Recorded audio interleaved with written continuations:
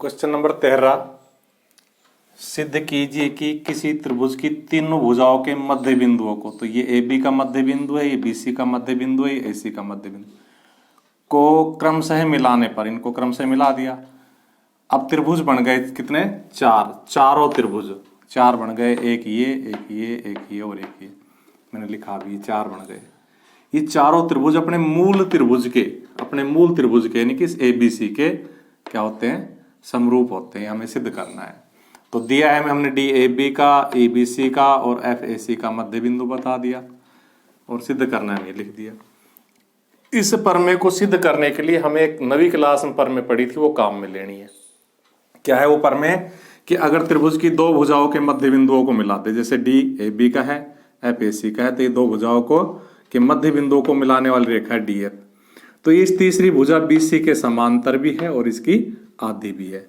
तो हम क्या लिखेंगे? हम लिखेंगे इसलिए डी एफ समांतर बी सी तथा डी एफ बराबर 1/2 बी सी। ये रिजल्ट आ गया यहां से कि ये डी एफ है, ये त्रिभुज की दो भुजाओं के मध्य बिंदुओं को मिलाने वाला रेखाखंड है, अतः डी एफ इस बी सी के समांतर है, डी एफ इस बी सी का आधा भी है। इसी प्रकार से अगर हम डी ई को मध्य बिंदु मतलब लेकर के चले तो ये डी ई उस तीसरी भुजा ए सी के समांतर और आधी हो जाएगी। ऐसे ही लिखेंगे डी ई समांतर ए सी तथा डी ई बराबर 1/2 ए सी। फिर से समझ सकते हो आप, डी ए बी का और ई बी सी का मध्य बिंदु, अतः डी ई त्रिभुज की दो भुजाओं के मध्य बिंदु को मिलाने वाली रेखा हुई, अतः तीसरी भुजा ए सी के समांतर हो जाएगी और इस ए सी की आधी हो जाएगी। इसी प्रकार अब ई बी सी का और एफ ए सी का मध्य बिंदु से, अतः ई एफ जो ये भुजा है ये इस ए बी के समांतर और इस ए बी की आधी हो जाएगी। तो ई एफ तथा समांतर हो जाएगी ए बी और तथा ई एफ आधी हो जाएगी 1/2 का मतलब आधी ए बी की। हम ये सारे रिजल्ट्स काम में लेंगे, ठीक है। इन तीनों रिजल्ट्स की सहायता से तो हम इस बीच वाले त्रिभुज की संगत भुजाएं इस पूरे त्रिभुज की संगत भुजाओं के समानुपाती सिद्ध करके एस एस एस का नियम बना के और इस बिचले त्रिभुज को इस पूरे त्रिभुज के समरूप बताने वाले हमें साफ साफ देखने लग रहा है कि डी एफ बटा बी सी बराबर भी 1/2 आएगा, क्योंकि बी सी को इधर लाएंगे। ऐसे देखो मैं आपको दिखाई देता हूं, डी एफ तो है ही, बी सी इधर आएगा तो भाग हो जाएगा, तो डी एफ बटा बी सी बराबर 1/2 आ जाएगा। इसी तरह यहाँ डी ई बटा ए सी बराबर 1/2 आ जाएगा। ये ए सी इधर जाके डी के नीचे भाग हो गया तो 1/2 बचेगा। ऐसे ही ए बी ए एफ के नीचे आके भाग हो जाएगा और ये भी 1/2। इस प्रकार से इन तीनों से क्या निष्कर्ष निकला कि तीनों ही 1/2 के बराबर है, अर्थात डी एफ बटा बी सी बराबर डी ई बटा ए सी बराबर ई एफ बटा ए बी। आपका ध्यान दिलाने के लिए फिर बता रहा हूं, ये भी 1/2 के बराबर है, ये भी 1/2 के बराबर है, अर्थात ये दोनों बराबर लिख दी। ये तीसरी भी 1/2 के बराबर है, अर्थात तीसरी भी लिख दी। अब ये जो ऊपर वाली भुजा है डी एफ डी और ये तो इस बीच वाले त्रिभुज की है, नीचे बी सी ए सी और ए बी इस बाहर वाले त्रिभुज की है, और ये संगत भुजाएं समानुपाती है, अतः बीच वाला त्रिभुज और ये पूरा त्रिभुज क्या हुए? समरूप हुए। लिखेंगे इसलिए एस एस एस के नियम से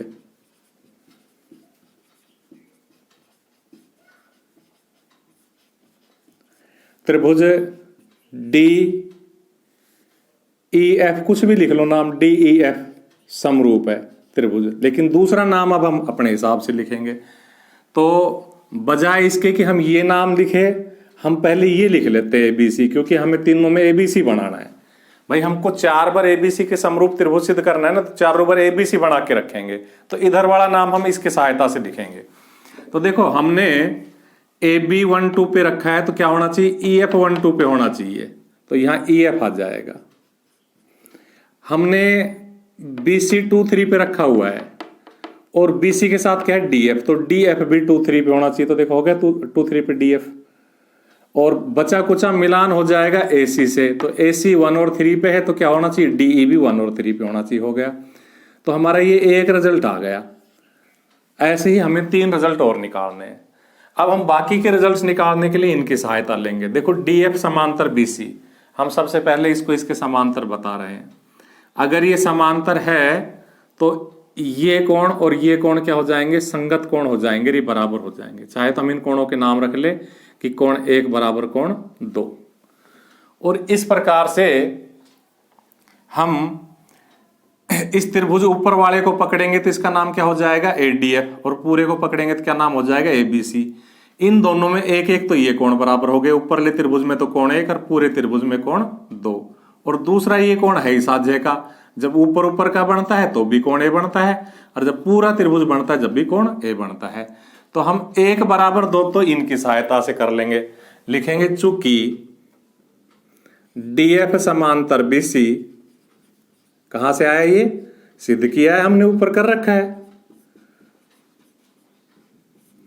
तथा जब ये समांतर है तो कौन सी तिर्यक रेखा काट रही है, AB। AB तिर्यक रेखा है,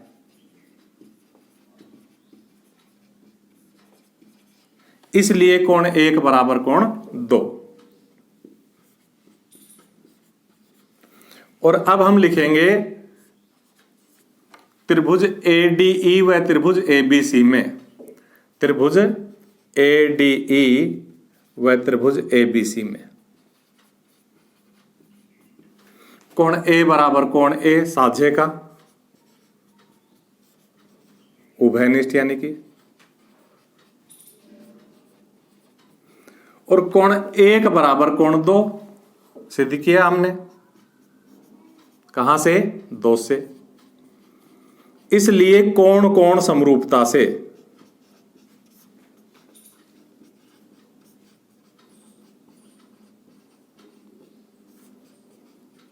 त्रिभुज, हमें इधर कौन सा त्रिभुज बनाना है, ABC बनाना है, और यहां समरूप। तो देखो हमने A बराबर A सिद्ध किया हुआ है, इसका A शुरू में है तो इसका भी A शुरू में आ जाएगा। हमने 1 बराबर 2 सिद्ध किया है, 2 B बिंदु पे बना हुआ है तो 1 D बिंदु पे बना हुआ है, तो B बीच में है तो DB बीच में आ जाएगा। बचा क्या, E, यहां लगा दो। तो ये हमारा रिजल्ट नंबर 3 हो गया। ठीक इसी प्रकार अगर हम इसको कोण नंबर क्या डाल दें, अब हम देखो हमने ये त्रिभुज कर लिया, जिसको कर लिया उस पर टिक मार देते हैं, ये कर लिया इस पर टिक मार देते हैं। अब हम ये वाला त्रिभुज पकड़ते हैं तो हम कहेंगे इस त्रिभुज के लिए कि देखो ये इसके समांतर है, अतः समांतर रेखाओं को, इन दोनों को कौन सी तिर्यक रेखा काट रही है, हमको एक तो पूरा त्रिभुज लेना है, तो एक तो कौन ये B कह लो, चाहे 2 कह लो, ये तो हो जाएगा साध्य का। इस वाले को हम पकड़ रहे हैं, अब इस वाले पे ऐसे गोला मार दिया, यानी कि हम पहचान रहे कि ये पकड़ रहे हैं, तो इस वाले का भी कोण 2 और पूरे त्रिभुज का भी कोण 2 तो बराबर हो जाएगा। दूसरा ये समांतर है इस प्रकार से, और ये संगत कोण बन रहे हैं, कौन कौन से, 3 और 4, तो कोण 3 बराबर हो जाएगा कोण इसका 4, अर्थात पूरे त्रिभुज का तो कोण 4, इस पूरे त्रिभुज का तो, और इस वाले त्रिभुज का जिसमें मैंने टिक्का बना दिया है, इसका कोण 3 बराबर हो जाएंगे संगत कोण से। तो किस वजह से, DE समांतर AC, यानी कि अब हम इसका यूज करेंगे जैसे इसका किया था। यानी कि ये प्रोसेस हमें सेम ऐसा कैसा करना है, नुक्का का नु, सिर्फ चेंज हो गई तो इनकी आकृति चेंज हो गई, नाम चेंज हो गए। तो हम क्या लिखेंगे, DE समांतर AC, मैं यहां से लिख देता हूं, DE समांतर AC सिद्ध किया है, और इसके अलावा और क्या है, BC तिर्यक रेखा है, BC तिर्यक रेखा है, इसलिए कौन कौन से कोण, कोण 3 बराबर कोण 4, इसलिए कोण 3 बराबर कोण 4 संगत कोण। और इस पे हम 4 नंबर डाल देते हैं, और अब हम पकड़ेंगे त्रिभुज BDE व त्रिभुज ABC में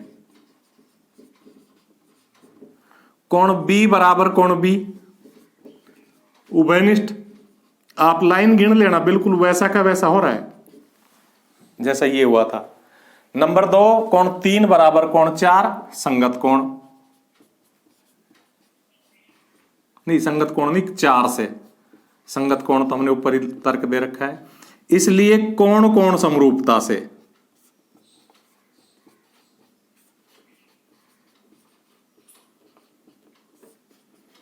क्या हो जाएगा, त्रिभुज, हम पहले ये वाला त्रिभुज लिखेंगे ABC, फिर नाम लिखेंगे। तो देखिए हमने B बराबर B सिद्ध किया, इसका B कहाँ है बीच में, तो इसका भी B बीच में आएगा। हमने 3 बराबर 4 सिद्ध किया है, 4 कहाँ है C पर, 3 कहाँ है E पर, C अंत में है तो E B अंत में आएगा। बचा क्या, B बचा, क्योंकि हमने B D पकड़ रखा है टिक्का वाला। तो क्या बचा, ये हमारा बचा D बचा, तो यहाँ क्या आ जाएगा D। इस प्रकार से हमारा नंबर आ गया 5। अब हम अगला जो है इसका ये वाला बचा है जो, इसको हम यहां पर करेंगे, ऊपर से मिटा देते हैं। शुरुआत हमने की थी, जो हमने यूज कर लिया उसको मिटा देते हैं, तो यहां से इसको मिटा देते हैं, इस एरिया में कर लेंगे। तो देखिए अब हमारी भुजा कौन सी है, FE, ये इसके समांतर है। तो हम अब हमारा त्रिभुज पकड़ना बाकी है ये वाला, और एक पूरा है ही। तो इस त्रिभुज FEC में एक कोण तो ये हो ही जाएगा साझे का, C बराबर C, जब पूरा त्रिभुज लेंगे तो भी C, ये स्टार वाला लेंगे तो भी C। और एक हमारी समांतर कौन सी बची है अब, FE, यानी कि ये इसके समांतर बची है। तो इसका तो ये कोण ले लेंगे 5वां, और इसका ये कोण ले लेंगे 6ठा, ये संगत कोण हो जाएंगे 5 बराबर 6। तो वापस हम बिल्कुल इतनी लाइनों में दोबारा से रिपीट करेंगे, लिखेंगे चूंकि EF समांतर AB, कहां से आया, ये सिद्ध किया है, और इनकी तिर्यक रेखा कौन सी है, AC, AC तिर्यक रेखा है।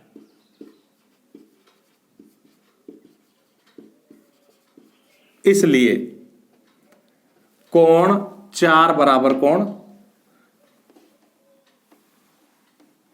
कोण 4 बराबर कोण 6, 5 बराबर 6, 4 नहीं 5, क्योंकि ये इस तरह से समांतर बन रही है और ये तिर्यक रेखा ने काटा, तो 5वां और 6ठा कोण बराबर हो जाएगा। कारण वही संगत कोण। इस पे भी हम नंबर डाल देंगे, 5 तक डाल दिया, 6ठा नंबर डाल देंगे। और अब हम पकड़ेंगे त्रिभुज ये स्टार वाला, यानी कि EFC व त्रिभुज ABC में। तो हमारा क्या हुआ, कोण C बराबर कोण C उभयनिष्ठ,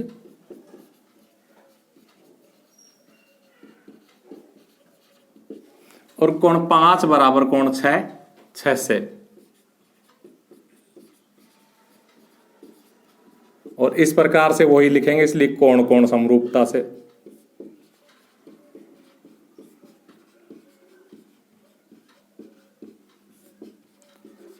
क्या हुआ, त्रिभुज और त्रिभुज ABC हमें ये समरूप करने हैं। तो देखो C बराबर C सिद्ध किया है, इसका C अंत में है तो इसका भी C अंत में आएगा। 5 बराबर 6 सिद्ध किया है, 5 6 कहाँ है A बिंदु पे, तो A बिंदु कहाँ है शुरू में, तो 5 कहाँ है F बिंदु पे, तो F भी शुरू में आएगा। बचा क्या हमारा इसका, देखो हमने EFC ले रखा है, तो F और C तो आ लिया, बचा क्या E। ये हमारा नंबर हो गया 7। इस प्रकार से देखो, 1 में ABC के समरूप ये है, फिर 3 में ABC के समरूप ये है, फिर 5 में ABC के समरूप ये है, और 7 में ABC के समरूप ये है। तो ये चारों ही इस ABC के समरूप हो गए। तो हम क्या लिखेंगे अब मैं एक लाइन और मिटा के बता रहा हूं क्या लिखेंगे, ये वाली लाइन मिटा देते हैं। हम लिखेंगे किससे, कहां से शुरू करेंगे, 1, उसके बाद 3, उसके बाद 5 और वह 7 से क्या हो जाएंगे, त्रिभुज EFD समरूप है त्रिभुज ADE, समरूप है त्रिभुज DBE, और समरूप है त्रिभुज FEC। और ये सभी क्यों समरूप आपस में, क्योंकि ये सभी त्रिभुज ABC के समरूप है।